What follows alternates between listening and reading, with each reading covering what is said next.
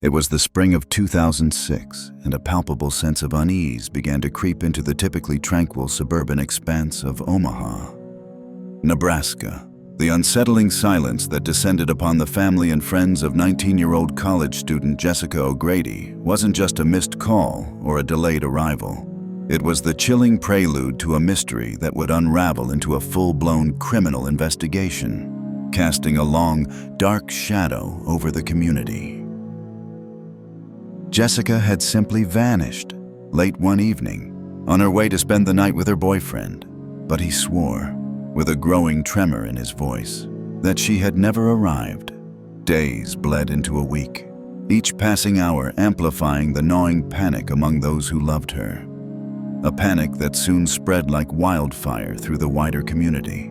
The dreadful truth became increasingly undeniable. Jessica had not merely gone missing. She had, without a doubt, met with foul play. Law enforcement, with a focused intensity, believed they had zeroed in on their killer. Yet, the agonizing absence of Jessica herself and any concrete details of the grim events that befell her left their case frustratingly weak, or so it seemed. This is Tony Stark, and this is a story that defies simple answers, an investigation that, even when seemingly resolved, leaves a trail of disquieting questions. You might think you know what happened in the case of Jessica O'Grady, but this narrative is far more intricate, far more layered than the media at the time ever dared to reveal. The more evidence painstakingly compiled, the more the lines of truth seem to blur. This case may have reached a verdict, but for many, the echoes of uncertainty still reverberate. Let's dig deeper. Jessica O'Grady, freshly graduated from high school in Omaha, had chosen to stay close to the comforting familiarity of home. She embarked on the typical rites of passage for a young adult moving into an apartment with two friends, embracing the responsibilities of waitressing at a bustling local Lone Star restaurant, and enrolling in courses at the University of Nebraska. A sophomore, majoring in social studies, Jessica harbored a fervent ambition to become a teacher, a dream solidified after she took on a second part-time job at a daycare. There, she discovered a profound passion for childhood education, a calling so strong she even volunteered her time to coach her niece's softball team. In the spring of 2006, while taking a break from heavy coursework to earn some extra cash, Jessica was also relishing the newfound freedom of her social life. A year-and-a-half-long high school relationship had recently concluded, opening the door for her to explore new connections and, as fate would have it, to fall for a new man. That man was Christopher Edwards, a co-worker who also tended bar at the Lone Star in Omaha. Christopher, like Jessica, had attended the University of Nebraska, but his path had diverged, dropping out of college to pursue more lucrative opportunities at work. He was a man with a clear ambition, working long hours at the restaurant, his sights firmly set on a promotion into management. In the interim, he found a semblance of independence living with his aunt, Jane, in a basement apartment complete with its own separate entrance and ample privacy. It was an arrangement Christopher took full advantage of, allowing him to come and go as he pleased, largely unnoticed. It was within the confines of their shared workplace that he and Jessica began to forge a connection. And soon, they were seeing each other. Their relationship was still in its early stages, barely a few months old, when, in early May 2006, Jessica delivered the life-altering news to Christopher she was pregnant. The grim reality of Jessica's disappearance began to solidify on Friday, May 12th, 2006, when she failed to appear for her scheduled shift at the Lone Star. By this point, a collective unease had settled over her friends and family, who had been trying and failing to reach Jessica since Thursday morning.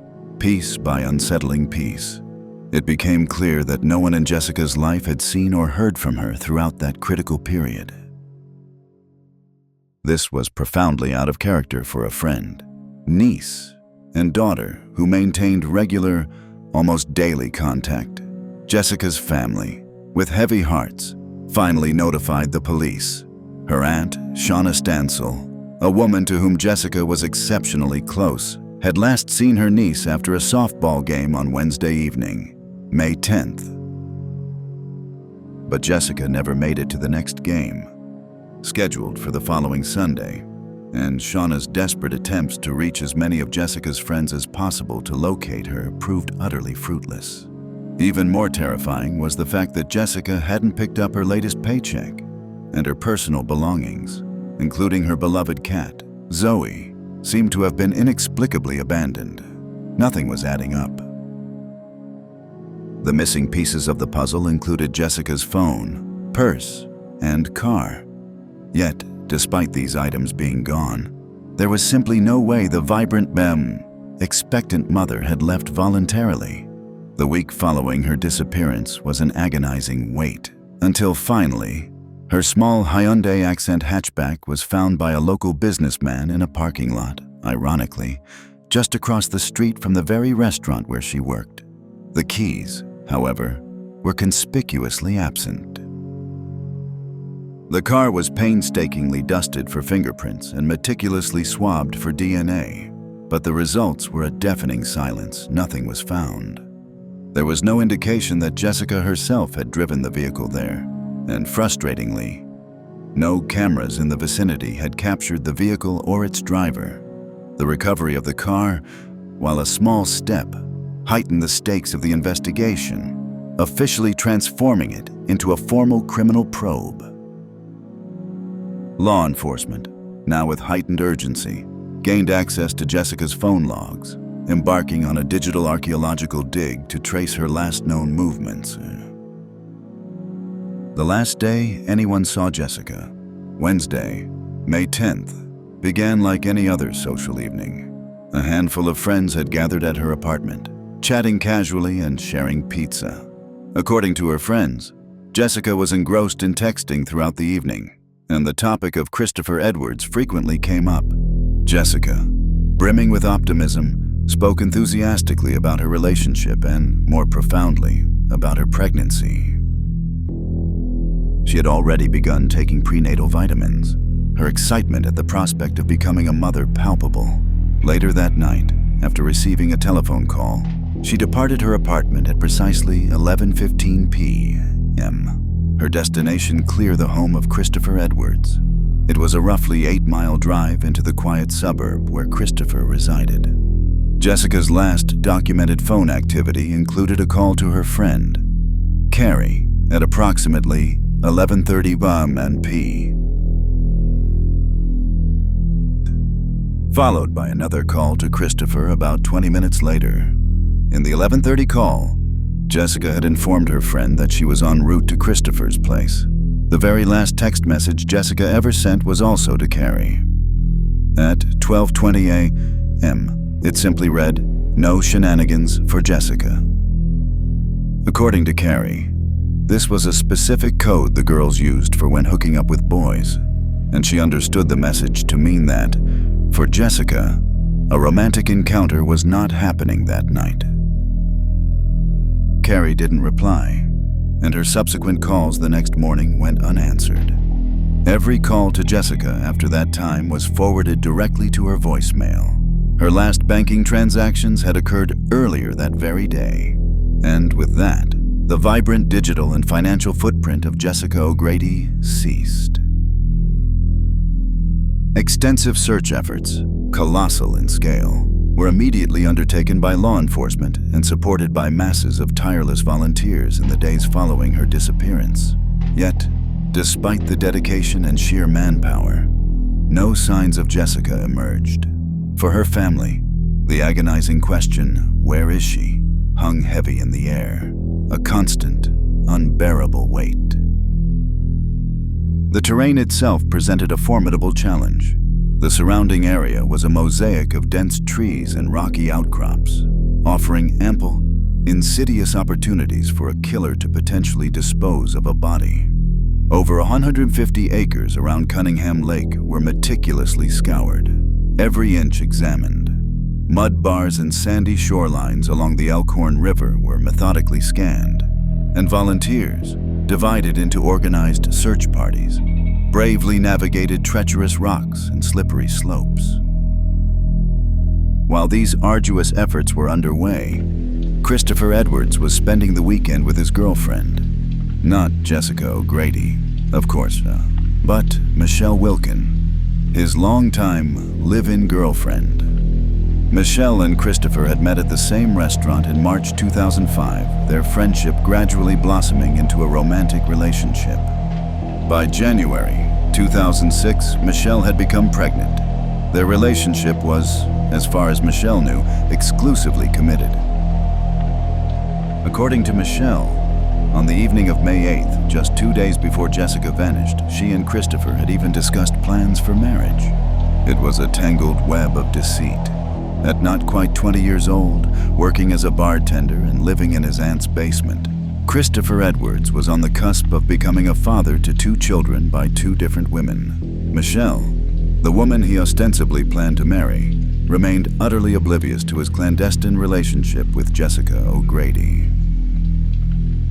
She certainly had no inkling that Jessica was also expecting his baby. She spent the days following Jessica's disappearance ensconced with Christopher in his basement bedroom, unknowingly isolated from the frantic, extensive searches for Jessica unfolding within a mile radius of that very house.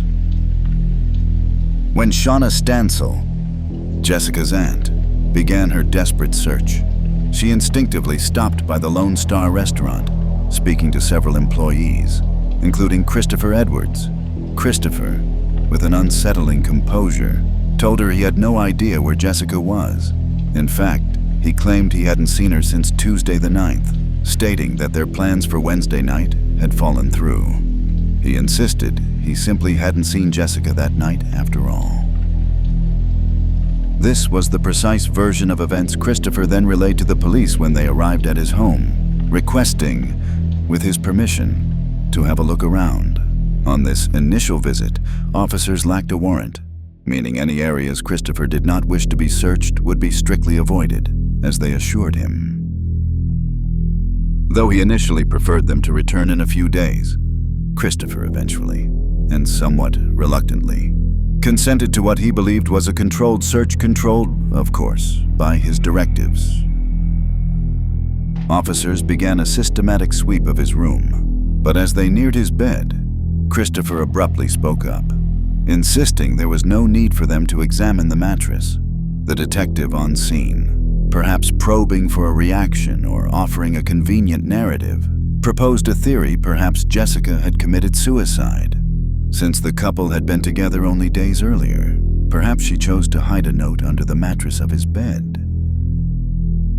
According to police reports, Christopher's chillingly pragmatic reply was that this logic made sense to him, and so the search continued.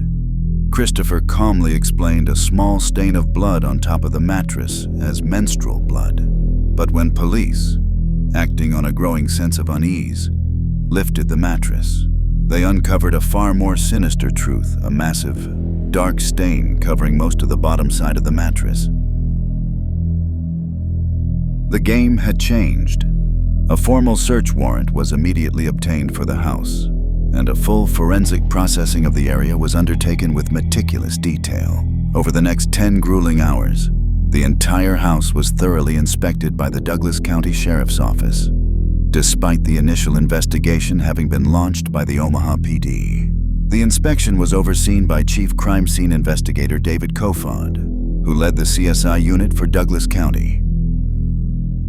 Kofod carried a formidable reputation as a star CSI supervisor, having recently made headlines for cleverly discovering key evidence in high-profile murder cases in adjoining counties. Christopher Edwards himself was subjected to a thorough processing. Hairs, fingerprints, nail clippings, and DNA swabs were taken. Nearly 200 photographs were snapped inside the house that night, documenting every unsettling detail of the basement bedroom, its walls, ceiling, and other areas, including the garage. In the bedroom, the chilling narrative began to emerge. Blood spatter, some starkly visible to the naked eye, was documented throughout the area surrounding the bed. Christopher, ever composed, explained that he had cut his wrist a few days earlier, an injury he claimed accounted for these extensive stains. But then, luminol, a chemical spray that illuminates traces of blood, was applied to the walls of the room. It revealed stains on the ceiling as well. These stains, both on the walls and ceiling, had been haphazardly and remarkably ineffectively covered up by crude layers of white paint. The blood found throughout the room, in a horrifying confirmation, was a precise DNA match to Jessica O'Grady. Pillows and sheets from the bed had been removed, replaced with new ones. The mattress, where so much evidence lay hidden, had been callously flipped. Scented candles had been lit throughout the space, leaving a sickly sweet, cloying scent lingering in the air, a desperate attempt to mask the stench of something far more sinister. It was by no means a thorough cleanup job, but it was undeniably a desperate, crude attempt to conceal the horrific events that had transpired within those four walls. The investigation extended beyond the bedroom. A black plastic trash bag was discovered in the garage, nestled innocently next to Christopher's car. Its contents were anything but innocent: 2 blood-stained towels and a receipt from a drugstore in West Omaha. Investigators, acting swiftly, sourced surveillance footage from that very shop, capturing Christopher on camera just past 7:30 p.m. on Thursday, May 11th. He was seen purchasing poster paint, white shoe polish, and correction fluid. A crucial detail emerged: the poster paint he bought was chemically identical to that found on his bedroom ceiling, a direct link to the frantic attempt at concealment. Despite this mounting circumstantial and forensic evidence, Christopher Edwards, after voluntarily turning himself in, was not formally charged immediately. There were, as prosecutors noted, crucial gaps in the case against him. Most significantly, Jessica's body had not been found, nor had any definitive murder weapon. By the time the heavily stained mattress was discovered in Christopher's room, nearly a week had passed, providing ample lead time for the disposal of critical evidence. The sheer quantity of blood found in the house unequivocally indicated that Jessica had not left the property alive. This raised unsettling questions as to how Christopher, a 135-pound individual, could have moved her from the house alone. There were only 2 ways out of the basement: the storm window, which was far too narrow to lift a body through, leaving only the staircase. The conclusion was chillingly clear: he didn't carry her out of there alone. There were no drippings, no drag marks upstairs.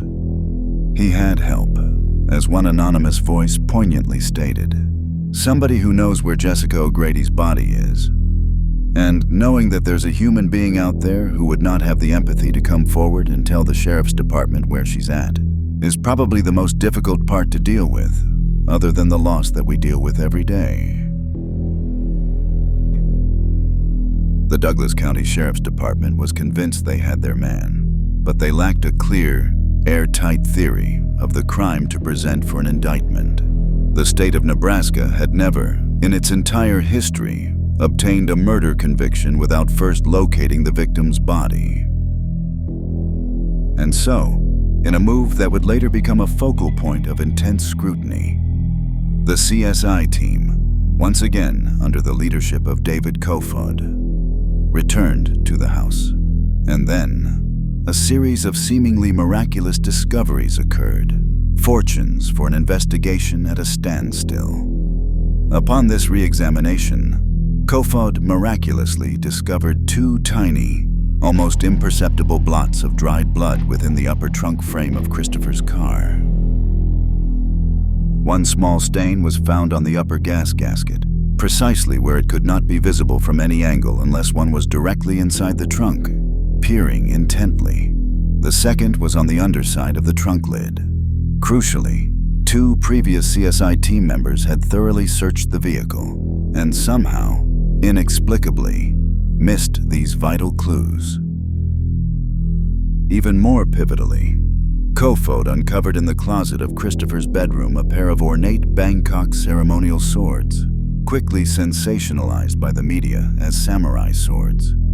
These swords, too, had somehow been overlooked during the initial, thorough search. But now, with Kofod's discerning eye, they were suddenly pegged as the likely murder weapon. Several other small knives were also collected for testing from this second, seemingly serendipitous search. Lab tests, conducted at the University of Nebraska, returned a series of results that would prove to be the definitive turning point in the investigation. First, the minute dried samples taken from the trunk of Christopher's car delivered a positive DNA match to Jessica O'Grady. A small stain, confirmed to be blood, was carefully swabbed from the handle of one of the ceremonial swords. This, too, matched Jessica's DNA. Further testing on the very tip of the sword definitively identified Jessica's DNA. Even more perplexing, pruning shears, retrieved during the initial search and originally testing negative for any DNA, were retested at David Kofod's specific instruction. He claimed, a feeling about them, this time against all prior findings. They also returned a match to Jessica. DNA was found on the handle, yet, curiously, there was no blood whatsoever on the shears themselves. Based on this accumulating evidence, investigators solidified their theory the ceremonial sword must have been the murder weapon. From the DNA and blood spatter evidence, detectives deduced that Jessica was brutally attacked while she slept on Christopher's bed on the night of May 10th. Christopher, they theorized, subsequently carried her up the stairs, through the house, and into the garage, then into his vehicle, ultimately disposing of her body at an unknown location. He later drove her own vehicle to the parking lot near the restaurant and abandoned it. The precise role of the pruning shears in this theory, however, remained entirely unclear. Furthermore, there were no signs of cleaning products having been used in the trunk of the car. Yet somehow it was impeccably spotless, with the sole exception of the tiny, hidden samples identified by Kofod. The sword, the assumed murder weapon, was likewise remarkably clean, almost pristine, raising silent, uncomfortable questions. Armed with this evidence, Christopher Edwards was finally charged with the murder of Jessica O'Grady. At that time, a plea deal was extended to him in exchange for revealing where he left Jessica. The 19-year-old would be sentenced to a term of 10 to 20 years, eligible for parole in as little as 5 years. Christopher could have easily been released before his 30th birthday, a proposition that might entice many, but he rejected the offer emphatically. His father, Bob Edwards, was reportedly so unshakably convinced that a jury could not possibly convict his son of murder without a body that he allegedly compelled his son to reject any offer that would have resulted in a reduced sentence. For Jessica's family, it was an unbearable cruelty. It feels like, although she is not alive, that her remains are held hostage, and that doesn't seem fair to us, one family member expressed, their voice heavy with pain. The trial commenced in late March 2007. Michelle Wilkin, by then the mother of Christopher's baby daughter, took the stand in his defense. She testified, with a seemingly sincere conviction, that she had no idea about the true, horrifying state of the mattress when she stayed with Christopher in the days following Jessica's disappearance. She had been, she insisted, completely unaware of any relationship between Jessica and Christopher. Christopher's Aunt Jane and his teenage cousin both testified that they were at home on the night of May 10th and heard no untoward noise emanating from the basement during the night. But the sheer volume and undeniable nature of the blood evidence on the mattress, ceiling, and walls were damning, speaking a silent language of violence that was hard to ignore. Christopher's defense attorney, Stephen Leffler, adopted a somewhat absurd strategy, stubbornly maintaining Christopher's original, flimsy explanations for the bloodstains' assertions that were widely perceived as insulting to the jury's intelligence. What Leffler conspicuously failed to adequately argue were the glaring inconsistencies in the state's own version of events. How? He should have pressed. Was it possible that the ceremonial sword was the murder weapon, yet contained only a tiny, almost microscopic fragment of blood on its intricately designed handle? Surely, a weapon used in such a violent act would have yielded far more, particularly given its ornate and blood-catching design. Why would Christopher have left it in the bedroom closet for weeks instead of disposing of it alongside the other evidence, or even after the police had openly suspected him of murder? Assuming the prosecution's theory was accurate, Christopher had meticulously disposed of Jessica's phone, wallet, clothing, as well as his own clothing, and all of the original bedding. Why would he go to such lengths, only to leave the primary murder weapon conspicuously in his closet? And if all he did was flip the mattress and apply thin, ineffective layers of correction fluid to his walls, how did he manage to leave only 2-minute fragments of blood in the trunk of his car, a place where a body would have certainly left a more significant trace? The jury, grappling with these complexities and the emotional weight of the case, deliberated for 11 long, tense hours before finally returning a verdict guilty of murder in the second degree, as well as use of a deadly weapon. It was a historic moment, the first no-body murder trial in the state's history to culminate in a guilty verdict. For the prosecution, it was a triumph.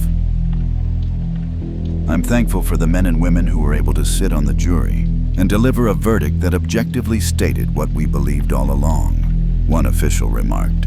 Christopher Edwards was subsequently sentenced to a term of 80 years to life imprisonment for second-degree murder, and a consecutive term of 20 years imprisonment on the deadly weapon conviction, effectively ensuring he would spend the vast majority, if not all, of his life behind bars.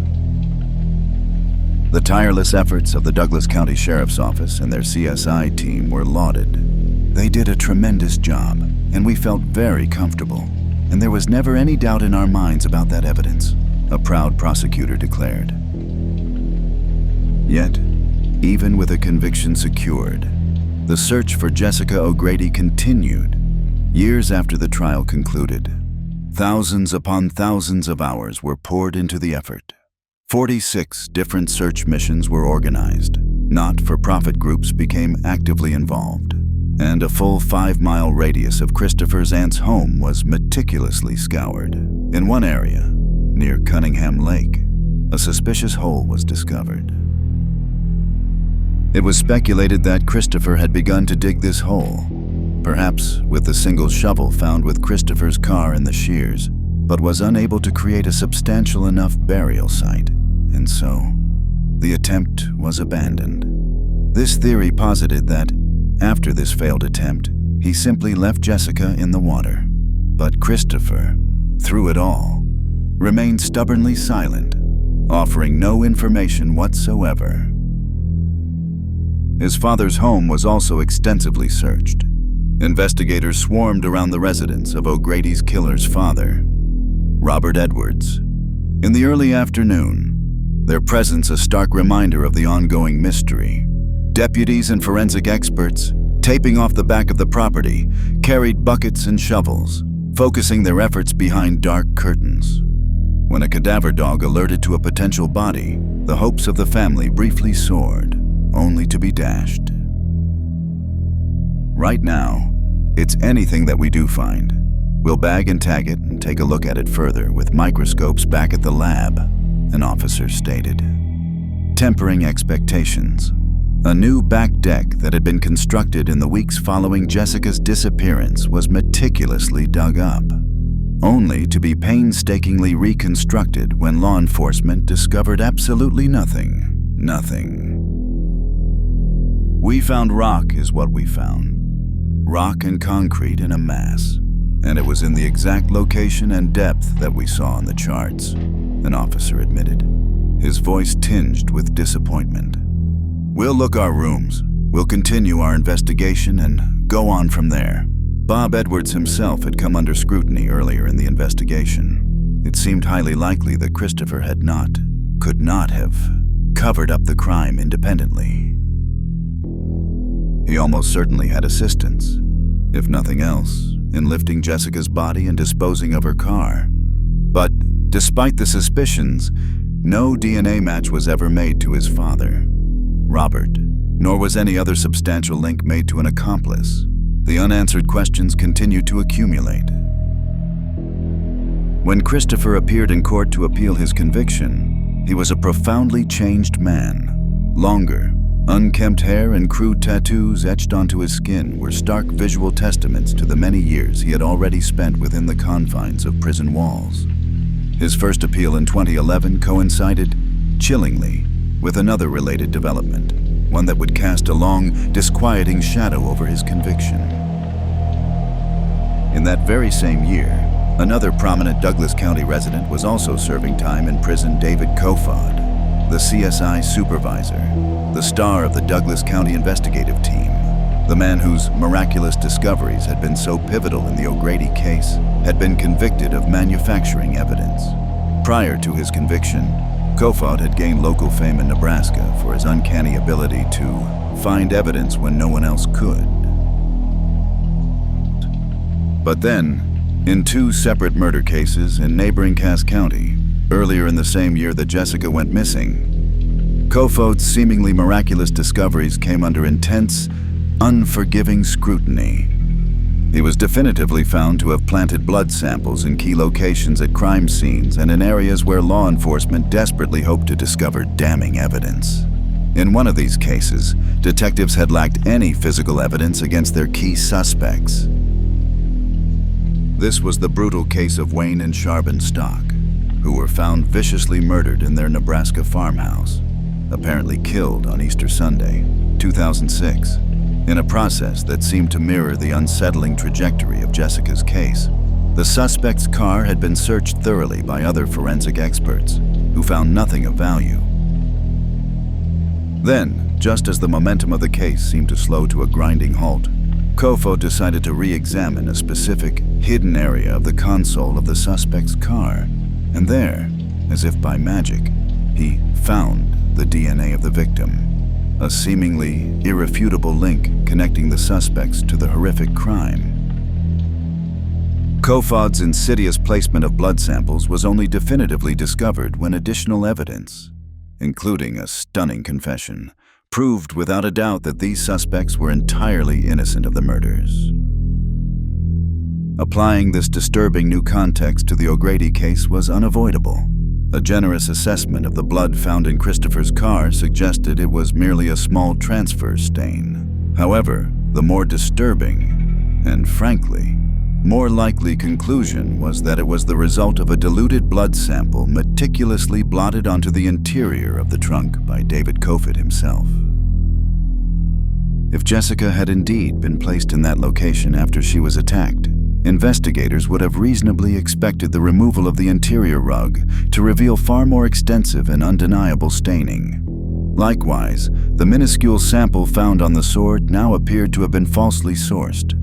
A deliberate fabrication. The blood spatter patterns observed in the room, forensic experts now realized, indicated that a much smaller weapon had been used, not a ceremonial sword. It was widely speculated at the time that, without the seemingly irrefutable forensic evidence retrieved by David Kofod in the suspect's car and in the house, the state may have delayed or outright refused to bring charges against Christopher Edwards. In fact, this was precisely the stalled state of the case against Christopher until Kofod's convenient re-examination of the scene. Yet, despite Christopher's impassioned claims of planted evidence, the Court of Appeals ultimately determined that, regardless of the questionable evidence, there was still enough to prove his guilt. The question lingered, an uncomfortable echo in the hallowed halls of justice. Not the mattress, not the mattress. If you take this evidence out as if it had never been presented to a jury, would he still have been convicted? And the answer, the court asserted, was absolutely yes. Christopher Edwards' first appeal in 2012 and a later plea for a new trial in 2016 were both denied. His secondary motion in 2018 also met with failure. A bitter irony hung in the air had he simply accepted the initial plea deal. he would have likely already been released, walking free perhaps before his 30th birthday. David Kofod, after serving roughly 18 months of a potential 4-year sentence, continues to adamantly maintain that he did not plant any evidence in the Jessica O'Grady case, or in any other. "That judge thinks they did not prove I planted evidence," he declared, defiant. "There's no way. There was no way you could prove that. I've been to the parole board twice and told them, I don't have anything to be remorseful about. I can jam this time, and I will." For Shauna Stansel and the rest of Jessica's family, and her many close friends, there has been no true closure. Jessica has not been found. You don't forget the day that, someone that you loved and that you were so close to goes missing, one family member reflected, the raw pain still evident after all these years. "I think people close to him know. I think that any one of those people could come forward and, let us know where she's at so that we could give her a proper burial." Christopher Edwards, from behind prison walls, continues to maintain his innocence, serving out his 100-year sentence. His family, equally steadfast, claims there were other leads in the case that were inexplicably ignored by investigators, who, they assert, narrowed in on Christopher early on and then failed to look elsewhere. They have stated, with a desperate plea for fairness, that both families deserve closure with justice. The single-sided efforts displayed so far by law enforcement will achieve neither. They hold on to a hope, however faint, that now might be a good time for those involved to swallow some pride and ego for the benefit of everyone. And that, in its intricate and unsettling totality, was the case of Jessica O'Grady. The ultimate truth, perhaps, still buried somewhere out there, waiting to be found. This is Tony Stark, and I'll see you in the next one.